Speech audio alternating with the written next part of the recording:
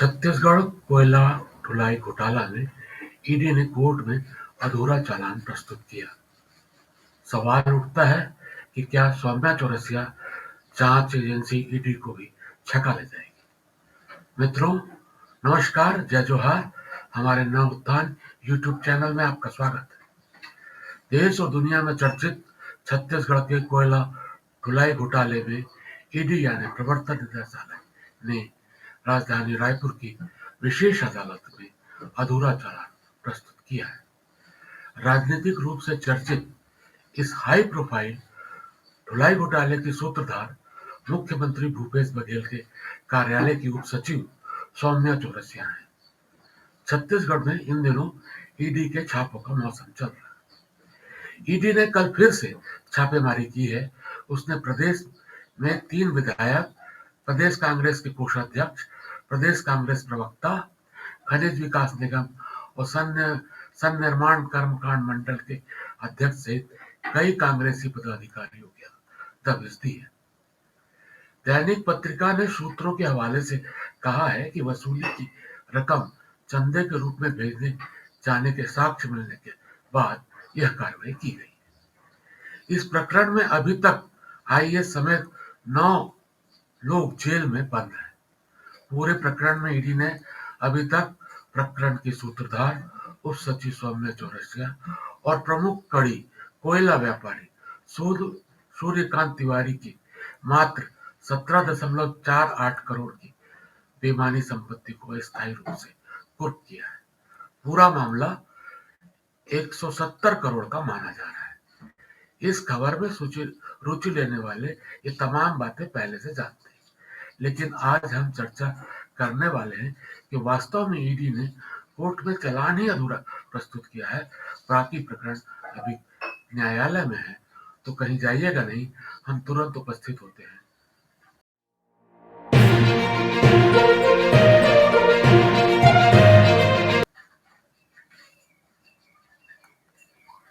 मित्रों, आपका पुनः स्वागत है। आइए समझने का प्रयास करते हैं कि आखिर छत्तीसगढ़ का कथित कोयला ढुलाई घोटाला क्या है। ईडी के द्वारा प्रस्तुत चालान में इस बात का खुलासा तो नहीं किया गया है कि कोयला ढुलाई घोटाला कब से चल रहा है, लेकिन ईडी ने पिछले 2 साल की अवैध परिवहन लेवी का लेखा जोखा अपने चालान में दिखाया है। हम अपनी बात विभिन्न प्रतिष्ठित न्यूज पोर्टलों और समाचार पत्रों के माध्यम से रखेंगे, जिन्होंने समय समय पर समाचार प्रकाशित किया है।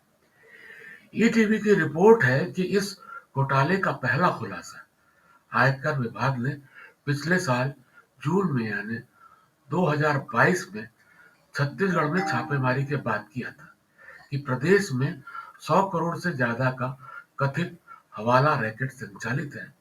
यह लेन देन औपचारिक बैंकिंग प्रणाली से हटकर हुआ है। इसके बाद ही ईडी ने केस अपने हाथ में लिया और पिछले 2 दिसंबर को गिरफ्तारियां की। इस मामले में आज तक लिखता है कि वरिष्ठ अधिकारियों, व्यापारियों, राजनेताओं और बिचौलियों के संगठित समूह की ओर से 2 साल में 240 करोड़ की संपत्ति की उगाही की गई। ईडी ने यह भी कहा कि मिली डायरी के हजारों एंट्री के एनालिसिस, बैंक खातों, व्हाट्सएप चैट तथा बयानों को दर्ज करने के बाद उसने आरोप निर्धारित किए हैं। लेकिन इस प्रकरण में सबसे महत्वपूर्ण रिपोर्टिंग नवभारत टाइम्स से निकलकर आती है। हम वह रिपोर्ट पूरा पढ़कर दर्शकों को बताना चाहेंगे।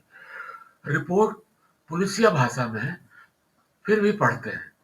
एजेंसी ने 5,500 से अधिक पृष्ठों के आरोप पत्र में कहा है कि तिवारी ने चौरसिया से अनाधिकृत आदेश प्राप्त किया तथा उसे जिला स्तर पर नियुक्त भारतीय प्रशासनिक अधिकारी यानी आईएएस और भारतीय पुलिस सेवा आईपीएस के अधिकारियों को अवगत कराया। आरोप पत्र के मुताबिक इसने उसके यानी तिवारी के लिए जिला प्रशासन पर नियंत्रण संभव बनाया और उसे कोयले की प्रति टन ढुलाई पर 25 रुपए, लो अयस्क के पत्थरों की प्रति टन ढुलाई से 100 रुपए की अवैध लेवी की उगाही में सक्षम बनाया। यानी मुख्यमंत्री भूपेश बघेल की उपसचिव सौम्या चौरसिया ने सूर्यकांत तिवारी को अपनी हैसियत से बढ़कर आदेश दिया। दर्शक ध्यान दें, मुख्यमंत्री बंगला कार्यालय के हस्तक्षेप से प्रदेश स्तर पर दो खनिज के परिवहन की ढुलाई पर अवैध लेवी ली गई। उसे चाहे आप जो टैक्स कहें, लेकिन जबरिया उगाही की गई। फिर इसे सिर्फ कोयला ढुलाई घोटाला नहीं कहा जा सकता, इसे खनिज ढुलाई घोटाला कहा जाना चाहिए। इसे कोयले तक सीमित करना तथ्यों के साथ खिलवाड़ होगा। इसके अलावा एक बात और जो महत्वपूर्ण है कि जिस ढुलाई में आप ज्यादा ले रहे हैं, मतलब लो एस्क पर 100 रुपये प्रति टन, उस पर कोई बात नहीं हो रही है। केवल कोयला ढुलाई की बात की जा रही है, जिसमें लो एस्क से 4 गुना कम लेवी यानी 25 रुपये टन की बात की गई है। इस तरह भ्रष्टाचार को कम करके बताया जा रहा है। तथ्य अभी और भी है। आप वीडियो पे बने रहिए। मिलते हैं एक ब्रेक के बाद। क्या आप अपने महंगे लैपटॉप या कंप्यूटर पर प्रयोग कराना पसंद करेंगे? अगर नहीं, तो किसी भी तरह के कंप्यूटर या लैपटॉप रिपेयरिंग के लिए इंजीनियर की शॉप से संपर्क करें। हमारा पता है DSK computer solution, Sonkar marriage palace के सामने, Mahadev Ghat road, Ashwani Nagar, Raipur, Chhattisgarh. Mobile number 9753559923। मित्रों, आपका पुनः स्वागत है।